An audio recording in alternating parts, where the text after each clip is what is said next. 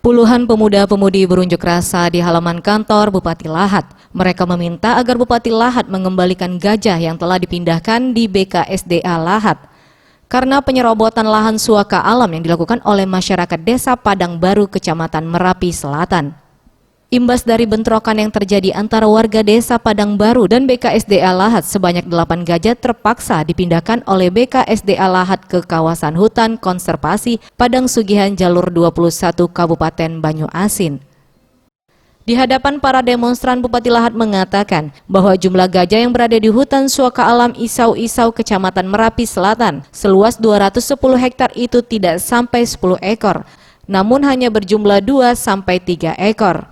Gajah itu diaktifkan kembali, jangan ditinggalkan. Gajah itu sebenarnya cuma 2 sampai 3 dari situ. Tidak ada 10. Kata siapa itu? Kata kemana KSDA? Namun pernyataan Bupati Lahat ini dibantah oleh Martialis, Kepala Subseksi BKSDA Wilayah 2 Lahat.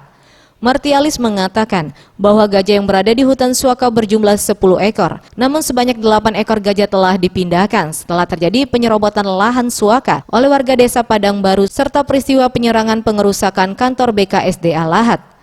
Yang gajah serelo itu ada 10 ekor gajah sebelum kita evakuasi.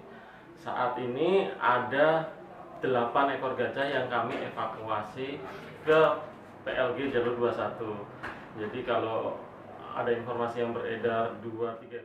Tim Liputan Sriwijaya TV.